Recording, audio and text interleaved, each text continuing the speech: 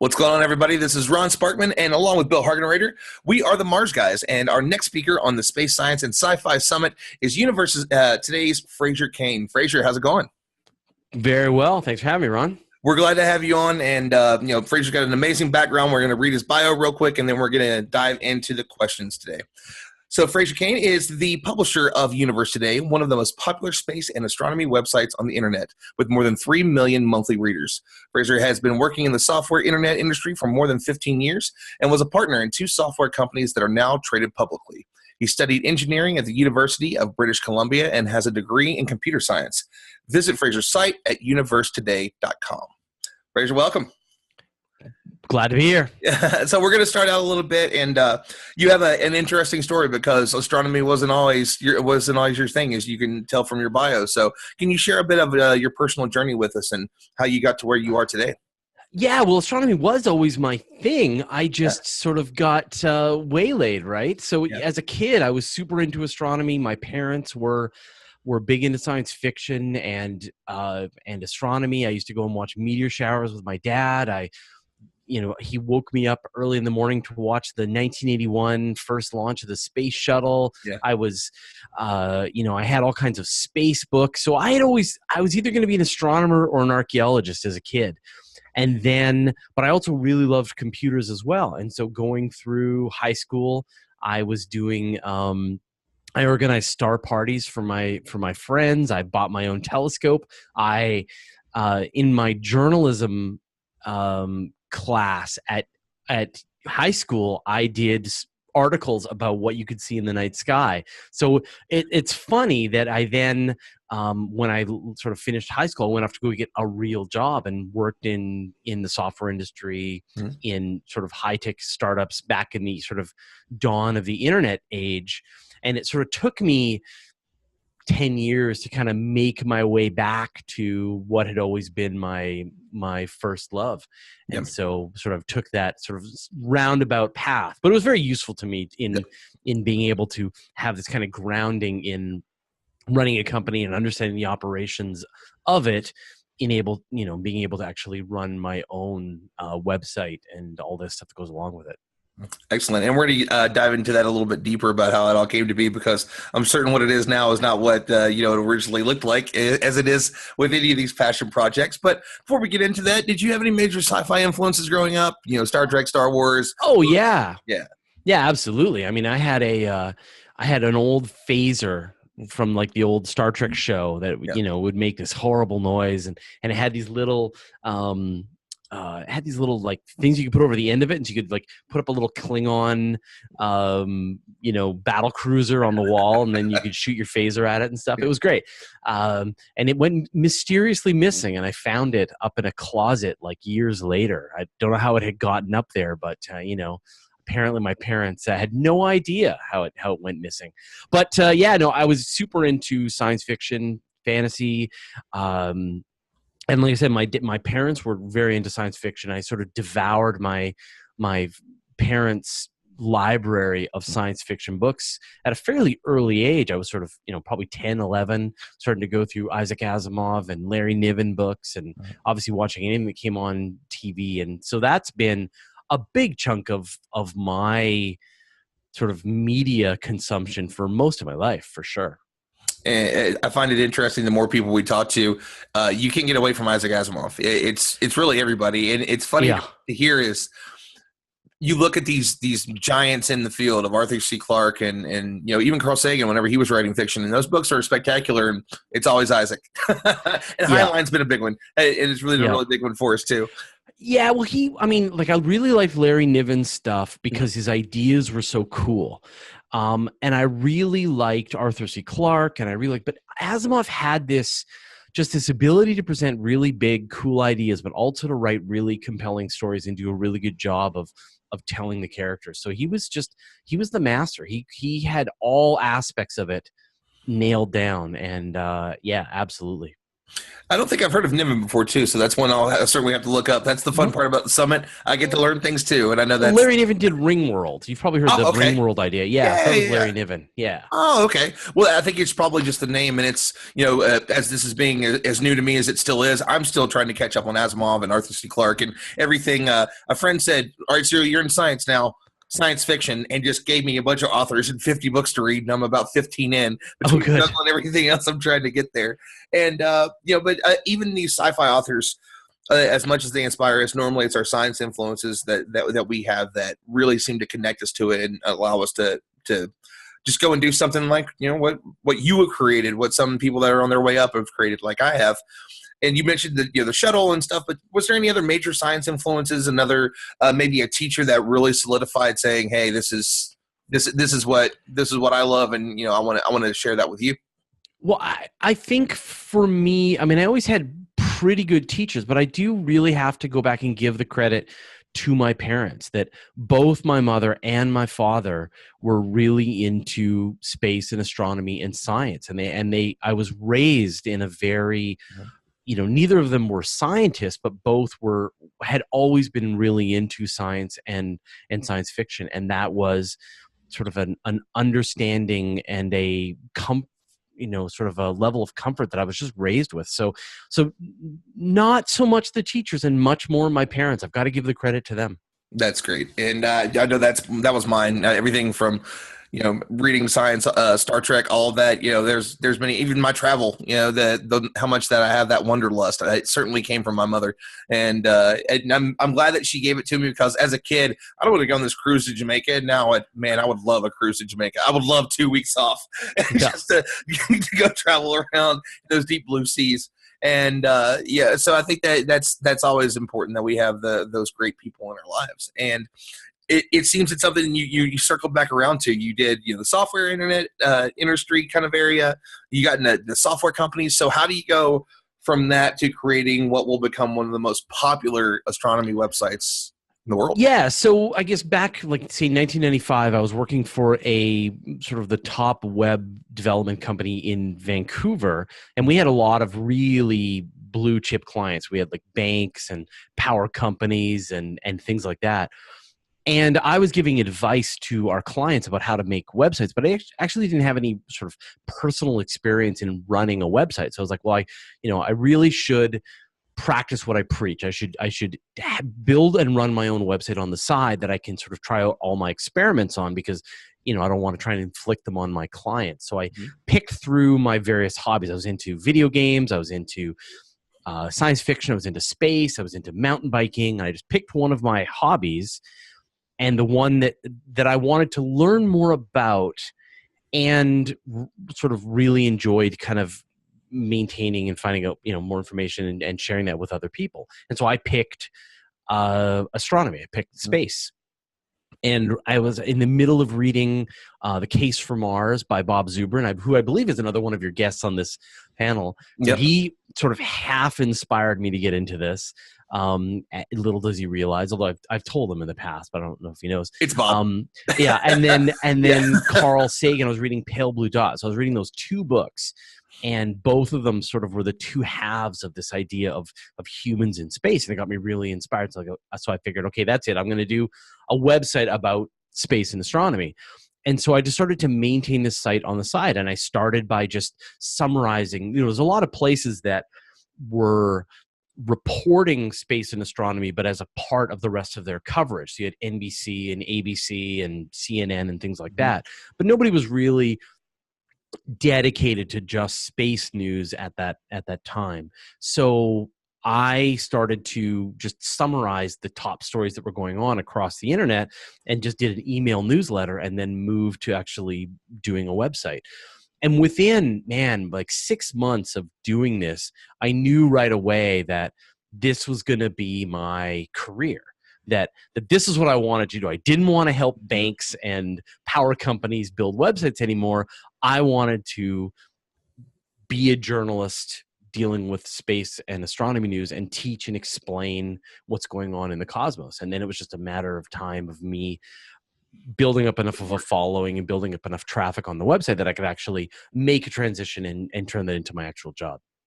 And it's something we actually talked about on our first interview, is that it's just showing up, it's doing it over and over again. And there's a lot of people that get that really get down on themselves. It's hard sometimes. You start to bring on writers and you start to bring on other people, and they fall by the wayside. It was really great advice that you gave in the last one, and something that I took to heart and something I've worked on. But I've been through half a dozen writers. I've been through 3 project managers. And it's just trying to find the people that they love it. They really are. They're in school for it, but they just don't realize how much time it is. And after 4 or 5 weeks of writing a couple times a week, maybe this isn't for me. Yeah. It's still certainly something that you paved the way for. And one thing that I love about it, and I would like to say that it's probably why so many people do it, is that you stayed away from the clickbait and the BS that so many pages. There was a specific page that became quite popular, and because of its popularity, a lot of things spawned off of it. And we started to see things that were just kind of trying to capture the public's attention with just catchy headlines, just like everything in news is. This isn't directly on anything in astronomy. But you stayed with really telling the news. What made you decide to go that route instead of following what everybody was and doing the clickbaiting?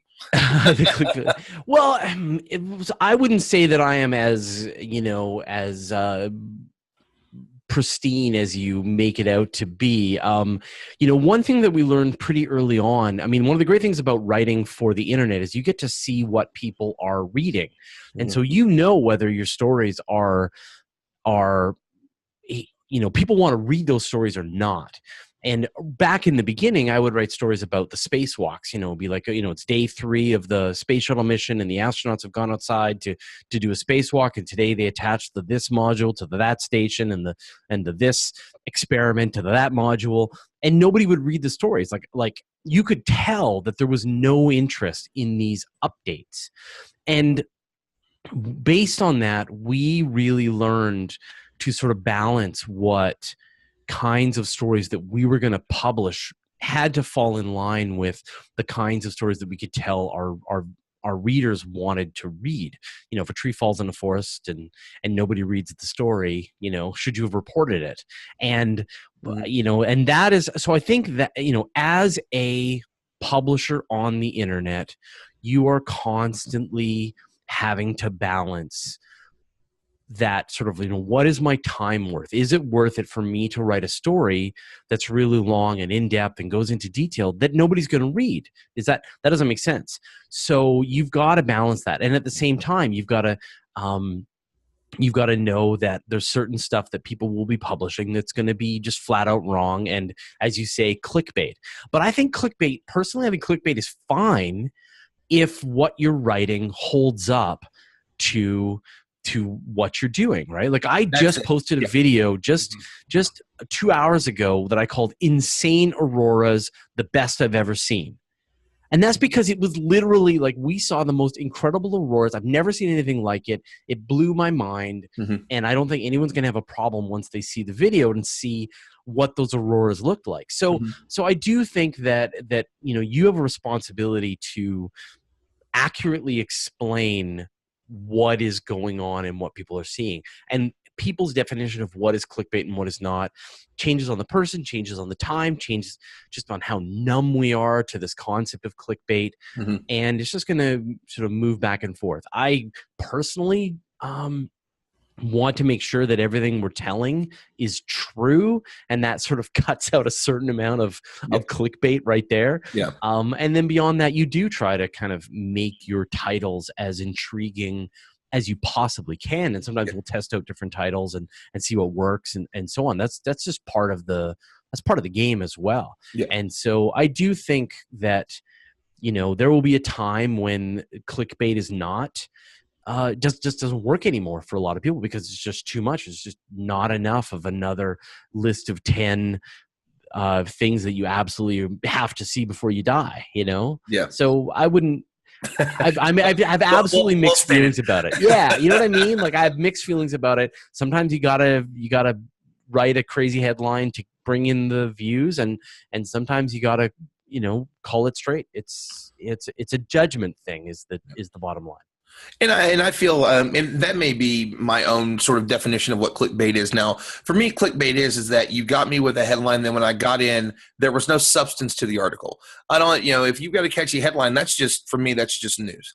But if you've told me something that I'm going to be blown away by, or you rush to tell a story that may not be fully true, and then I read it and I go out and start telling people about it, you see that propagate through everything else, and making sure that that's you've got the right sources and the right things. I think that's something that you guys have been very, very great about. And it's such a cool thing to see you guys, space.com, space news. And it's interesting because space.com really does go into the gritty details. They are just, here's space news even more so. And I think that, I think, but you throw those group together, you get you guys, and there's not really much you're not going to hear about, those are basically my go-tos. But I'm still more on the astronomy side. I love exploration. I'm currently doing an astronautics program.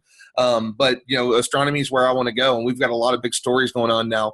And, so obviously Cassini just ended. We've got Juno out there. We've got a lot of these missions, but I think that, probably my big one is James Webb. And we just found out that they moved it back. They moved it back to 2019. So for everybody that hasn't heard, can you give us the latest details? What's going on, and why did it move back again? Well, from what I understand, and this is pretty breaking right now, is that James Webb originally was going to be launching in 2017. They're going to launch it on an Ariane 5 rocket, which is one of the few rockets that can actually handle a launch that big. Mm-hmm. And I mean, it's been delayed and gone over budget. And I'm not sure the exact number now, but it's in the $8+ billion range to get this space telescope off the ground. And of course, it was in the area that just got hit by Hurricane Harvey, and that caused a little mayhem down at the Johnson Space Center. But from what I understand, they just needed more time to test the telescope, and they realized that they just weren't going to get enough of the testing done in the time frame that they had set aside, and so they have pushed the launch back to 2018 now. No, 2019? Yeah. Yeah. So sometime in 20, so it was going to launch in 2018. Now they've pushed it to 2019. Because James Webb can't be repaired in the way that Hubble was able to be repaired, it would be a disaster if this telescope launched and then there was some problem, some piece of it shook loose during the launch and they weren't able to unfurl the sunshade, or they weren't able to get the different telescope pieces, the various elements all aligned properly, or so it absolutely makes sense. So if they're not ready, they're not ready, and they're going to take longer. It was, when you think about what happened back with the space shuttle, when we had the disaster with the Columbia, there was the need to be more careful and to take more time and to make absolutely sure that everything was in place, and safety should be the number one goal. So if James Webb's going to take an extra 6 months, 9 months, year to go up, but it's got a chance of being safer, that sounds like it makes sense to me. Must have been a tough call, because I know there's a lot of pressure there to get that telescope up. It's gone over budget. It's eaten into the budget of a lot of other missions. So that's a tough, that must have been a tough call to make. And yet, if that's what they want to do, that's what they got to do. Yeah. And it's something I will certainly support as well, because I can't really think of anything. Mars for me is big, but when it comes to between the two people, I'm more excited about NASA putting the James Webb telescope out, and then a lot of the big announcements that we've heard at IAC that have come from Musk and and Lockheed, and we'll get to that in just a few minutes. But for me, I really can't wait to see, as the person that loves it, and especially after talking to people at NASA that have worked on the project, like Dr. Hertz, and just to hear what it's going to be and what it's going to be able to do. And I know what those images of Hubble have done for me. I get bored, man, watch a montage of everything that Hubble has done, and it's blown our mind. And this is going to dwarf it in its abilities. And I'm thrilled about that. So, our big telescopes beforehand have shown us a lot of really cool things since we last talked. TRAPPIST-1 has been a big thing with, having the Earth-like planets. There might even be a habitable planet, right next door. The plumes on Enceladus. There's a lot that's happened in the last year, and it seems more and more we're finding the possibility of maybe not life like our own, but life period. So what really does that mean? What do you think that's going to mean for our universe? I mean, is life really going to end up being everywhere? Maybe not our level of sentience, but Yeah. are we just going to find it all over the place? Well, it definitely looks like we are finding the raw materials for life in more and more places that these spacecraft are searching throughout the solar system. Earlier this year, a couple of months ago, Cassini found the hydrogen gas that was leaking out with the plumes on Enceladus, leading to the conclusion that there are these volcanic smokers at the bottom of the oceans on Enceladus, and this is food for bacteria. Wherever we find those regions here on Earth, we find a very vibrant ecosystems at the bottom of the ocean. So if you've got that exact same scenario happening over on Europa, you couldn't have a more perfect place, Enceladus, you couldn't have a more perfect place for life in the solar system. And then you're seeing the same thing over on Europa. And now there seems to be evidence that there's something similar going on all of the icy moons, and maybe even some of the other objects that you wouldn't even have thought of in the past, like Pluto and Eris and places like that could have these subsurface oceans as well. And then, of course, is the stuff that people are, that's going on with Mars. There more and more evidence of the fact that there was water on the surface of Mars for long periods of time. So it's definitely on that part, it is definitely kind of leading us towards this possibility that there's life here in the solar system. It doesn't necessarily say that it's disconnected from Earth life, because there's this idea of panspermia, that asteroids could have shuttled material back and forth from world to world within the solar system. So it may very well be that once and if life is found on Enceladus, that it's DNA-based life, and scientists could actually figure out when it diverged from Earth life back in the past. So it's still, I personally find the Fermi paradox very puzzling, a very troubling concept. This idea of, if the universe is old and the conditions for life are everywhere in the universe, and life formed so quickly in the solar system from when it could, why don't we see any evidence of aliens anywhere out there in the universe? So it's still a huge puzzle. There are no good answers to the Fermi paradox about where life is out there in the universe. And so even if we do find life, if we find life on other places within the solar system, and we find that life is not related to us, it makes the idea of the Fermi paradox even more perplexing, that if life could show up twice in our own solar system, and yet we still see no evidence of life anywhere out there in the universe, it's starting to get really weird. And I think that for me personally, I don't know which one would change humanity more. What if we find out, panspermia, Mars got struck, rock in space, goes into orbit, slams into our planet, starts life here. And we find out that we all come from the same thing, or we go to Enceladus or Europa, and especially, if you really want to throw it out there, Titan. Say that we find some sort of, in those lakes, that methane-based life, and it is obviously a second Genesis. What's methane-based life look like? Silicon-based is something we've talked about all the way back since Star Trek, which, people watching that sci-fi are probably, whatever. No, seriously. That's probably one of the most likely things we may see. And we talk about this, but which one is really going to, throw us for a bigger loop, that we came from another planet, and what if, what started there, and, what else is out there, and we've only been around for this little amount of time in the history of the universe, only like the last third of it. And no, that's really one of those things that I think life is fascinating. But we look out and we see some of these mysteries too. We talk about the Fermi paradox, and we haven't found life, and then we find interesting things like Tabby Star, and you look at whatever's going on around it. For those that don't know, typically in astrophysics, whenever you're looking at stars, you see the dimming of light. That's kind of how you tell where planets are, and something is absolutely not right around this planet. Yeah. And we still don't really know, last I heard, anything about it. But is there any updates on exactly what it could be? No, recently it brightened up again, so that was weird.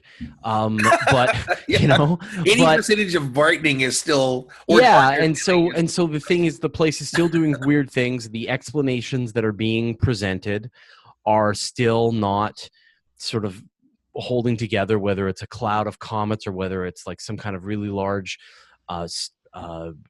like whether there's some kind of like brown dwarf planet in the area, or what, or that there's some kind of dust ring or all kinds of things, or a giant ringed planet. Nothing is really holding up to what's going on there. So it's just an unfolding mystery that will eventually get a perfectly reasonable answer once enough evidence has been gathered. I mean, people always talk about how it's got some kind of megastructure around it, and that is the last possible answer. It hasn't been ruled out, but the chances of that being the case are incredibly remote. And we would all love to see a Dyson sphere, but let's be honest, it's probably that's unlikely. But I think that's one of the things that makes this so fun, is that there will always be a mystery. Tabby Star isn't really that far away, and we're completely confounded by it. So much so that it was a relatively new discovery, and right after it came out, there was a TED Talk about it. Ted's normally a little bit more back, but we're talking about the main stage, biggest thing going on right now, and they had to talk about it because we were also fascinated by it. And it's great that astronomy will always snag our attention, and it seems to also be the thing that whenever we need a reprieve from the things that are going on, that's the one thing. Last year we had a whole lot going on, and then with the elections and stuff, and then the supermoon happened, and everybody was talking about it. And we had a pretty crazy summer, and then everybody wanted to go see the eclipse. It seems to space has always been something that united us, and it seems we've got some really cool news that's coming out that NASA and the Russian Space Agency are really kind of mulling over the idea and looking into the possibility of going to the moon together and doing a moon base. This is again breaking news. So, I mean, you think this is going to happen, and is this kind of our answer to working together? It just seems to keep the ISS sad. Yeah. Well, I mean, this seems like a natural announcement to make. I mean, the Russians have been heavily involved in the development of the International Space Station. They provided several of the modules, all of the docking facilities on it, and they had originally said that they were going to end their support of the International Space Station. And then they re-upped their involvement for 2024 and then to 2028. And so now it looks like 2028 is going to be the lifetime of the International Space Station. And at the same time, NASA is starting to plan out what's going to happen next. And the current plan is the Deep Space Gateway, which is going to be this smaller space station in a nearby lunar orbit. It's called a cislunar orbit. And it was going to consist of 4 modules. And so a couple of days ago, the Russians announced with NASA that they would be contributing up to 3 modules to the station, as well as providing the docking system, which makes sense, as well as using their new heavy lift rocket that they're working on to help contribute to the construction of it. Canadians have offered to put up a solar sail to go along with it. They're probably going to provide the arm system for it again. Surprise. So so we're starting to see what was going to be a NASA-only effort start to look like an international effort again. And even if, I mean, that is always a great thing, right? To have multiple countries working together to build something out in space. If you're talking and working on these kinds of things, it's hard to be fighting. So I'm a huge fan of this kind of international collaboration.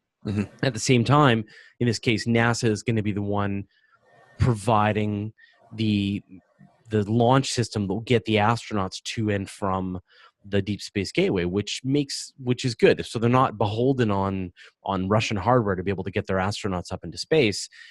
They're the ones that are going to be more in the driving seat, which I think makes a lot of sense. Of course, we have to sort of consider this compared to all of the big announcements that Elon Musk made within the last day in Australia, because that is just a completely separate, almost mirror universe timeline that it's sort of hard to wrap your mind around both concepts at the same time.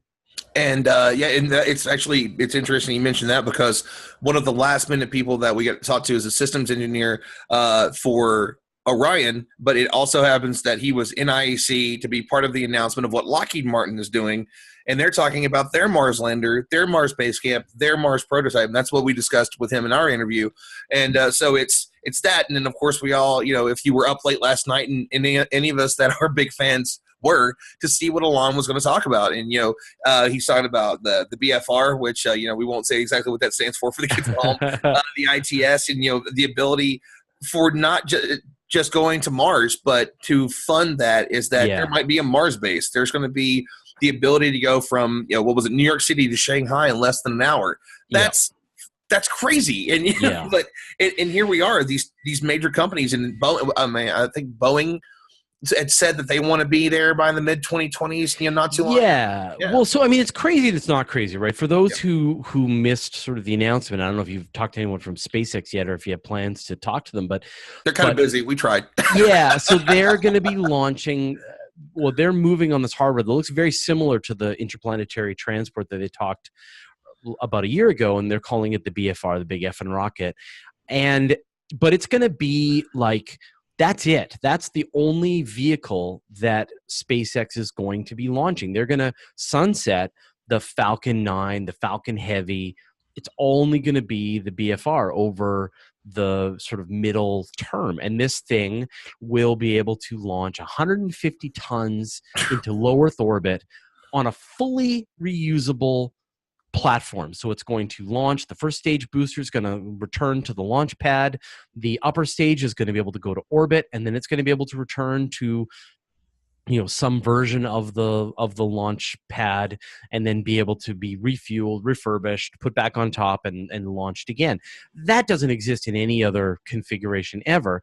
And based on the estimates from SpaceX, it's going to be the lowest cost per ton to get anything out into space. And when you're able to launch 150 tons at a time at the lowest cost per ton, that opens up a lot of options. And I mean, not only that, this spacecraft will be able to land on the moon, launch from the moon. It'll be able to land on Mars, pick up fuel on Mars, and launch again. And if this works out, this is the fully reusable sort of it's going to be a game changer. It's interchangeable, one Swiss Army knife of space launch vehicles, and they think they can build it. In fact, it's so funny. They had said, well, we're going to send the Red Dragon to Mars in 2018. Looks like that's not happening, but then they still held to they're going to send the first two versions of the BFR to Mars in 2022, and then they're going to start sending humans to Mars in 2024. Yeah, that's not a typo. that's not a typo, he says. Yeah.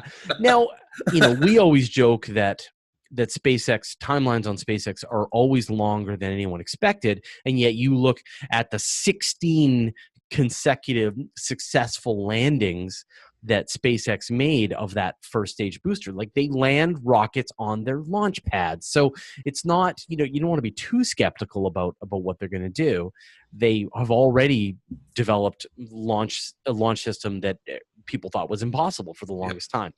So I think that makes sense. The part that seemed a little weird to me, but who knows, is this idea of using the BFR as a suborbital transport to get people from one side of the Earth to the other, that you could get on the rocket as you said, you get on the rocket in New York City, you take off, and then 40 minutes later you arrive at Shanghai. What's the price going to be for a rocket of that capability? Are you looking at $100,000 per ticket? Are you willing to spend $100,000 to shave 8 hours off of your flight time? So we saw things like with the Concorde and stuff. We've seen that there isn't that much of a demand. People want the price to be cheap. They don't want they don't really care about the speed being that quick. It's pretty quick. We can get there. We can get anywhere pretty much in a day. We can get anywhere on Earth in a day. Yeah. Right. If it's not affordable, your average person. But I guess we see, it's going to be $250,000 for.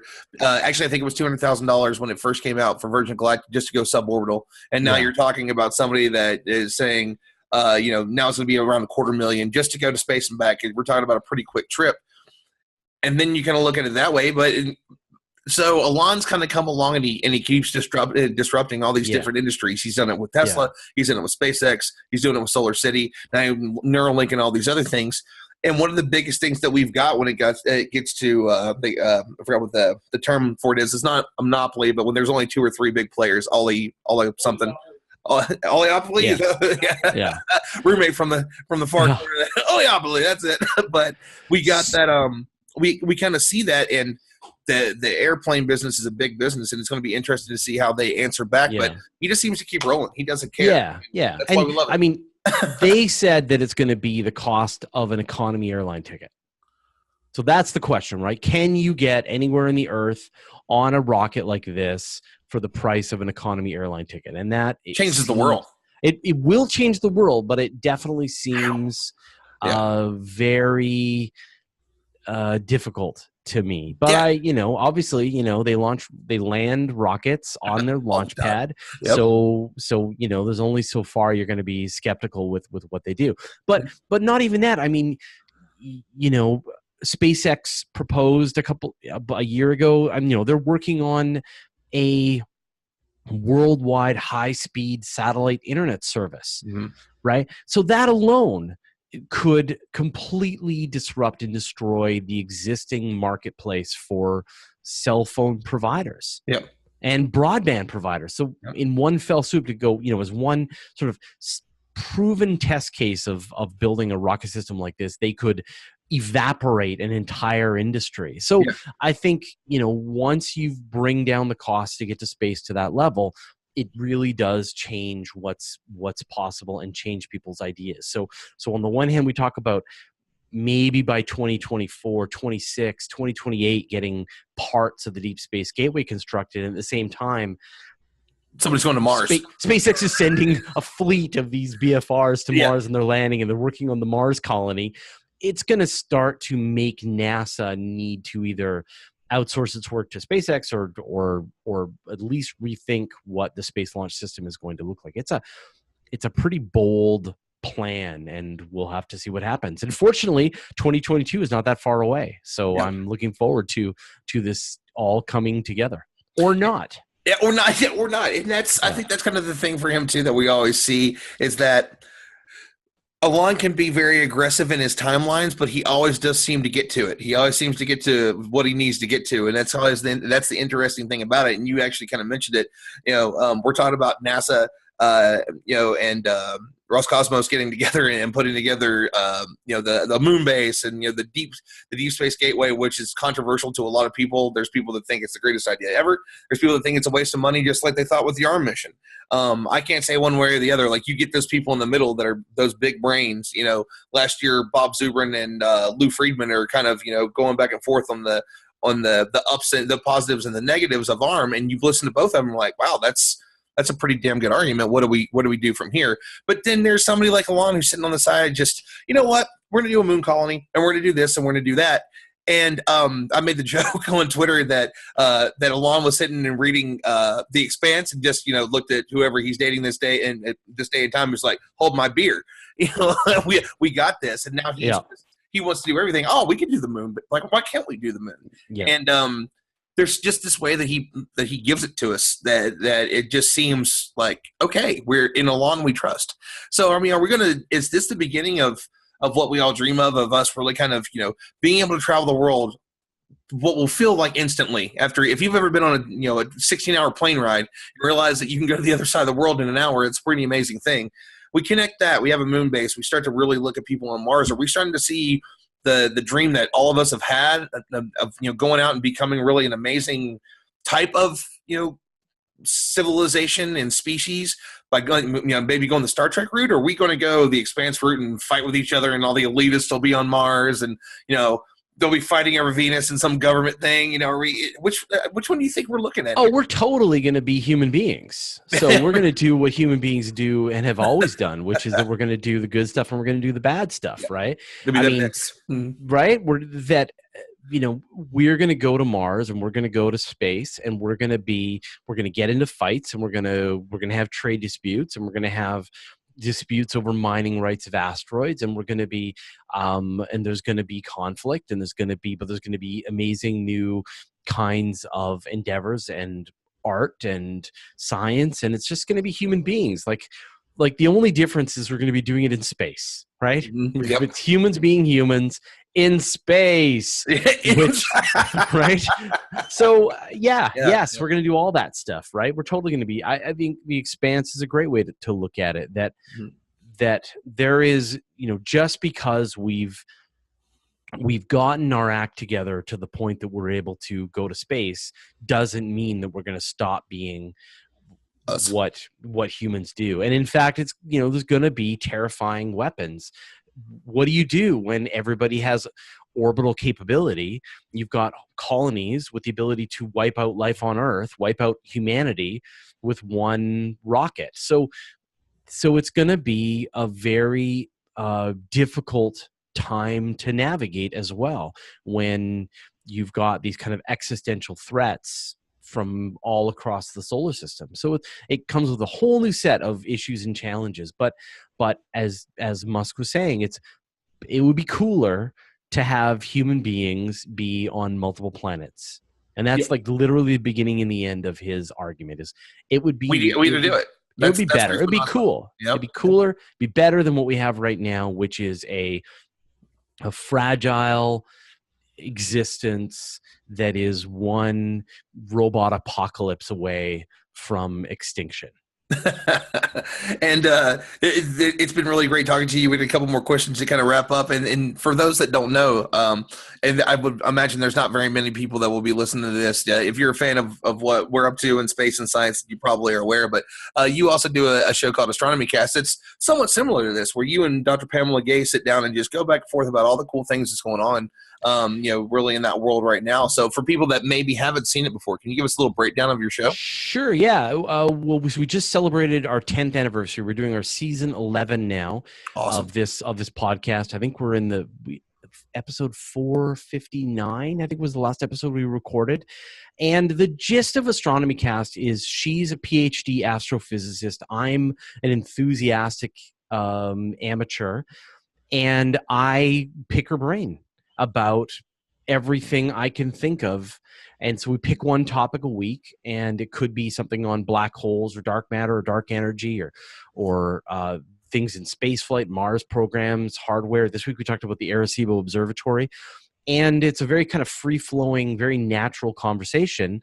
She has no idea what questions I'm going to ask her. I don't know what questions I'm going to ask her. And we're just following my your whim, enthusiasm, my whim, and curiosity, and really kind of plumbing her deep knowledge across all of these fields to understand some subject a little better. And so we always say it's about not knowing kind of what we know, but how we know what we know, which is how do we learn the scientific discoveries that we have made. And Pamela is just she's got a great voice and really knowledgeable about this stuff. And it's a really great partnership. We've been doing this, like I said, this is our 11th season now, and still going strong. So that's Astronomy Cast. You can just go to astronomycast.com or find it wherever podcasts are stored. And if I'm correct, it's also you guys have a Patreon, and don't you guys kind of mine the fans and stuff, and kind of go after some topics and stuff there for Astronomy Cast? Yeah, absolutely. Well, a lot of the topics do come from the fans. My goal is to try and I pitch a lot of the topics at Pamela because we're sort of following my curiosity, but a lot of the topics as well come from the fans as well. And it's with the amount of shows that we've done, we're trying to look for places that don't overlap what we've already done. And a lot of times the fans have been listening to the shows, and so they know what topics we've covered and which ones we haven't covered, and they send us some great suggestions. So absolutely. And the same thing for the Guide to Space video series. A lot of it is based on the questions that I'm getting from my fans. I can tell what they want to know, and they're telling me what they want to know. And so I'm looking to do videos based on their curiosity and their interests. And I personally feel that the coolest thing that we have in the Patreon world is that science is really the one that's owning it for me. The coolest things you see are what you do, what Star Talk does, what SciShow does. For people that maybe haven't been on the platform yet and haven't seen what Universe Today is up to, what are some of the perks and stuff? I personally like the behind the scenes. It's the bloopers and you guys just goofing off, and it's you're obviously very articulate and passionate about and what you know, and you're well read on it, but we all make mistakes. There's always flubs. I've got 6 interviews where I didn't even say welcome to the show right. Like, welcome show. Wait, what am I doing? I've said this 20 times this week. Yeah.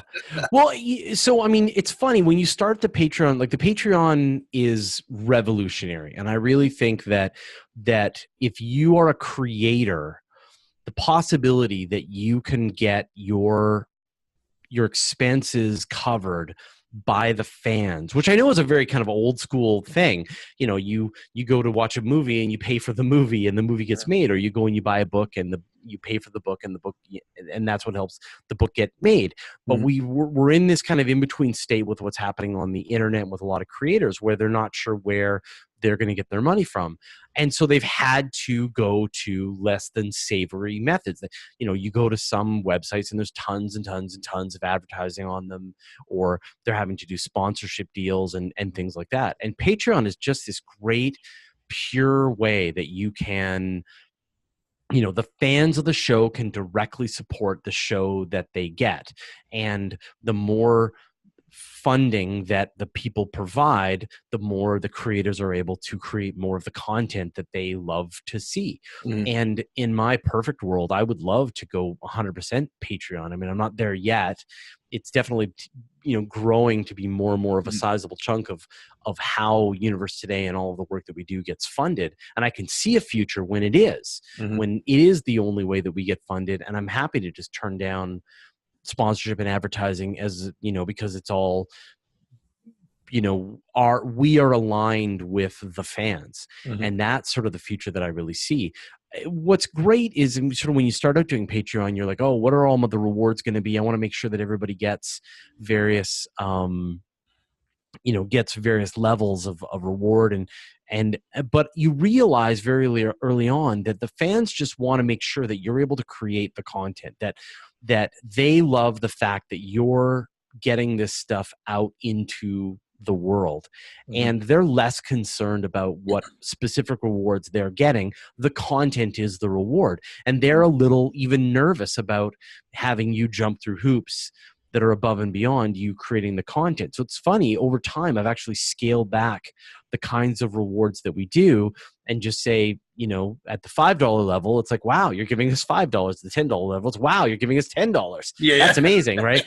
And because, that allows me to focus and concentrate on building the content, as opposed to necessarily trying to provide different levels and tiers of service for the different people. But absolutely, as you said, for any level, we put up all the bloopers and behind the scenes stuff and additional art that we're working on and video and stuff like that. And, for the fans, it's great to kind of let them be able to see behind the scenes and what's actually going on and what it takes to make the content that they really enjoy. And it's sort of a much more direct way to be able to connect with the content that you love. I'm a huge, not only a person who's funded by Patreon, but just a person who contributes to a lot of Patreon campaigns. And that's often my way to be able to reach out directly to the creator and say, man, I really like what you're doing and I want you to know that I want you to keep working on it. And I'm really excited to see what comes next. So it's an amazing service. I highly recommend it. And if you're a creator, by all means do it. And if you're a fan and people have Patreon campaigns and you find yourself watching their content again and again and again, kick in, contribute, be a part of it. And it's a wonderful thing that you're doing. In a separate interview, we talked to Jeff Simons from Star Talk, and he because I asked him about a Patreon, and it's something that Star Talk's Patreon has opened some really cool doors for me to meet. Neil deGrasse Tyson was my inspiration. I've been able to meet him a few times, actually a little bit later today on the day of this. I'm going to release the interview that I did with him, and I don't know that I would have ever met him to be able to tell him thank you for, really Cosmos, made a hard right in my life, and because of that, some really cool things came from that. The people that I've met, and has led me to being somebody that doing now the Space Summit. And he mentioned that you were the one that helped him with that, and separately from that, I then eventually started my own Patreon where other people are helping me create the things that I like to create. So I owe you a thank you twice for that. So no problem. It's like, and that's also thank Jack Conti and the folks from Patreon for making this whole platform even possible. So such a cool idea. Really idea. Cool. And definitely we're ready for that idea. But yeah, I agree completely. And it's just it's such a cool way. And I've seen the difference in the site as more people are pitching in. You're seeing less and less of the ads, and it's just kind of going. And you've never been, and that the site's never been something that's been. Ooh, there's some pages where there's 2 paragraphs. You go to some websites, there's 2 or 3 paragraphs, and everything else on that page is an ad. And it's cool that Universe Today is always kind of separated away from that. So before we get into the details where people can find you, you gave some really great advice last time on the interview that we did for people that are on their way up, that are building something new and just want to continue to do this. What are kind of some words of advice that you have for them that if they want to kind of follow in your footsteps and hopefully create a brand new thing and inspire people?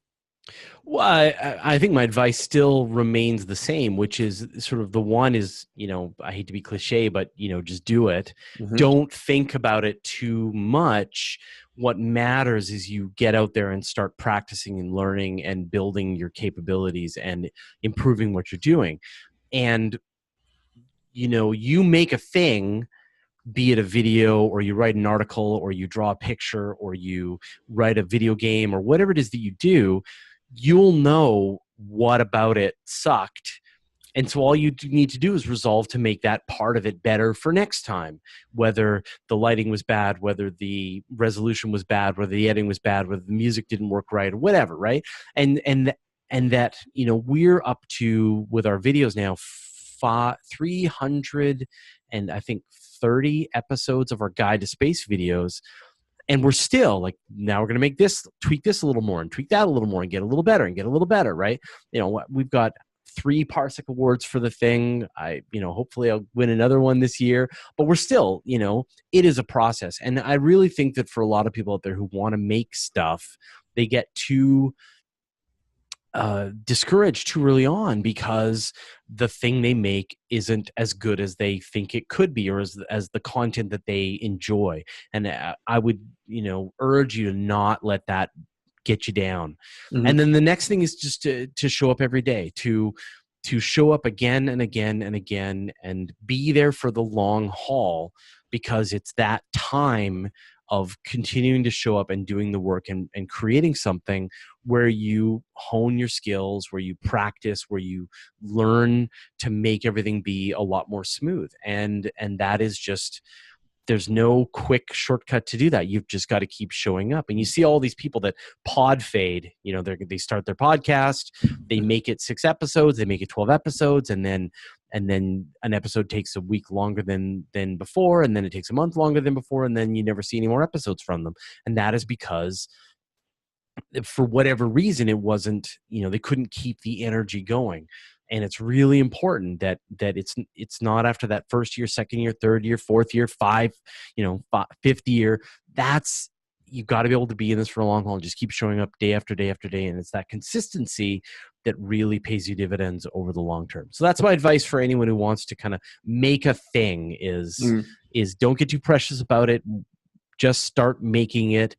Use your judgment to help make it better for next time, and just keep showing up and making that thing. I do have one quick question. I've actually wondered this for a long time now, and I can't believe I didn't ask you last time. What inspired you to do the videos in nature? Like, there's so many people that have space stuff in the background, but you're out in the snow, you're out in the woods, and I love that because space inspired my passion for mountains and mountain climbing. It's the reason why I went to Nepal. Like, it's just it was an interesting choice. So I've always wondered that. So sure, yeah. So people now it's funny because people always think that we're shooting on a green screen, but we are, in that we're shooting out in the forest. So I live on Vancouver Island. There's tons of forest around us, and we didn't kind of have the room and setup to build a studio inside my house. And so we just decided, that we could go and shoot outside. And what we found was, because I live in this rainforest, the lighting, it's always cloudy. And so the lighting is actually pretty good. And the background is pretty nice, and we can kind of carry our camera gear into the forest nearby and shoot. So we do it because it's easy. We do it because it's right. We do it because it's our lazy way to be able to shoot a video and have it look a little better. My wife has taken over the camera work, and she's done a really good job in sort of fine-tuning the lighting now. So in fact, people are always accusing us of using a green screen while we're shooting in the forest. But no, we're in the forest. And sometimes deer come by. We've seen bears walking back from our shoot. So that's it. We do it because it's easier. And I know what you mean about the sort of being in front of a green screen and then having various space stuff going on in the background. And we switched to sort of full screen video quite a bit now, and so it's less and less important to sort of have interesting stuff going on in the background. So no, we're trying to be efficient, I guess, is why we do it. That's a great answer. I was wondering that, and I remember last time. I'm actually glad I remembered it this time, because I remember finishing last time. I forgot to ask him that. I've always wanted to know. Yeah. So there you go. It's been great talking to you today, Fraser. Would you mind giving everybody the information? And we're going to drop all this below the interview, but where they can find you, website, social media, Patreon, YouTube, blah, blah, blah, yeah. blah, Whoa, okay, buckle up. So obviously the main thing is, of course, Universe Today, our website. Over on YouTube, we do this great series called The Guide to Space. There's, of course, the Astronomy Cast podcast. Go to astronomycast.com. I'm really enjoying our Instagram feed now. So every day we hand over the keys to our Instagram feed to a different astrophotographer, and they post a bunch of their pictures up. Just in the last couple of days, we had astronaut Terry Virts, who took over for 2 days and posted a whole bunch of his photos and videos from his time in orbit, which was amazing.